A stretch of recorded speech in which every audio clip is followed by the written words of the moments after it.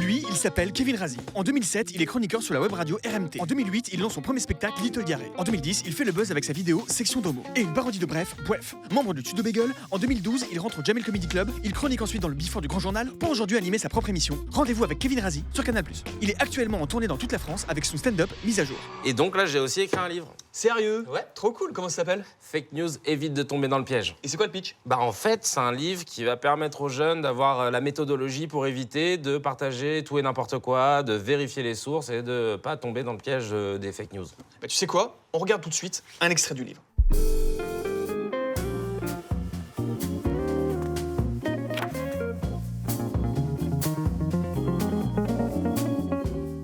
Ça a l'air vachement bien, hein? Ah ouais, j'avoue. Et alors dis-moi, qu'est-ce qui t'a donné envie d'écrire ce livre? Bah en fait, je me suis dit que souvent, je voyais des articles tournés sur Internet. Parfois, je partageais juste en lisant le titre. Et je me suis dit, bah en fait, si moi je tombe dans le panneau, les plus jeunes aussi. Donc l'idée, là, c'est pas de leur dire ça c'est vrai, ça c'est faux, mais plutôt, tiens, t'as des outils et maintenant, fais ton propre cheminement. Ok, et c'est quoi la dernière fake news qui t'a marqué, toi? Bah là, récemment, je sais pas du tout comment ça a pu tourner, mais il y a une vidéo du métro parisien qui s'est retrouvé sur le périphérique à Porte-Maillot. Et dans cette vidéo, il te disait, voilà, les gilets jaunes ont soulevé le métro. Et en fait, c'était une école de communication, graphisme, Ok. etc., qui voulait montrer qu'on pouvait truquer des vidéos facilement. Et ils voulaient dénoncer justement le phénomène des fake news. Comme je le dis souvent, ceux qui tombent sur la fake news tombent très rarement sur le démenti. Donc je pense qu'il y a encore aujourd'hui des gens qui pensent qu'il y a vraiment le métro parisien qui s'est retrouvé sur le périphérique. C'est énorme. Ouais. Ok, et donc du coup, si tu devais avoir une méthode simple, en quelques phrases, Quand tu as une nouvelle et que tu te poses des questions sur la véracité de cet article, tu prends le sujet, tu le mets dans un moteur de recherche et là tu vois s'il y a d'autres médias traditionnels un peu plus connus qui en ont parlé. Déjà, c'est un premier filtre qui te permet d'évaluer le contenu et de voir si cette fake news est en fait une true news. C'est aussi quand tu vois des sites internet bizarres avec des titres genre actualité.co ou alors nouvelordmondial.com. En général, tu sais que c'est pas forcément des trucs très sérieux. Mais pourquoi est-ce que les gens partagent des fausses news, quoi?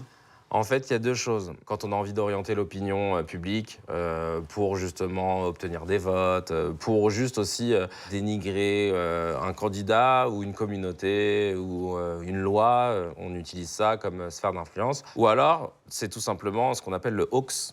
En gros, la farce, où on a envie de dire un truc faux pour voir qui va mordre. Et c'est se donner un peu une importance aussi, de se dire j'ai diffusé un truc que tout le Exactement. monde a vu. C'est ça, c'est ce côté...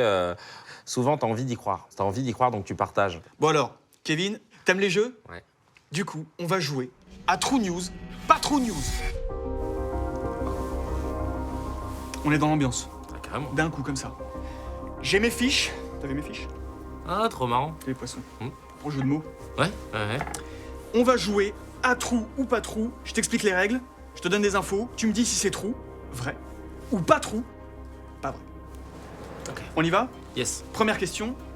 Regarde cette pub pour ces nouvelles chaussures. Introducing T-Mobile Sidekicks, the world's first smart shoe phone. Now, all the capabilities of your smartphone are at your feet. Literally. True news ou pas true news? Je pense que c'est pas trop news. Pourquoi?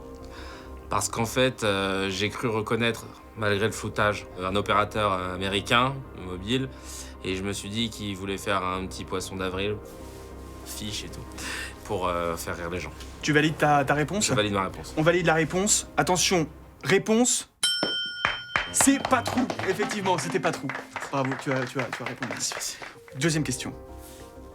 Une chèvre devient maire honorifique d'une petite ville aux États-Unis. True ou pas true? Trou, D'accord. Pourquoi? parce que je l'ai lu, tout simplement. D'accord, bonne réponse. Bravo. Bravo, c'était effectivement true. Lincoln, elle s'appelle. Elle a 3 ans et elle est devenue maire de la ville de Fairhaven aux États-Unis. Donc, Après, ils ont Donald Trump en président, à partir de là, tout est possible. effectivement, tout à fait. Alors, on continue. Attention, prochaine question. Cette photo a fait le tour du monde. C'est une véritable révolution dans l'histoire de l'humanité. Tout le monde en parle. Je sais pas si t'as vu ça. Tu veux voir la photo? Ouais, Tu me dis si c'est true ou pas true? ok. On regarde la photo.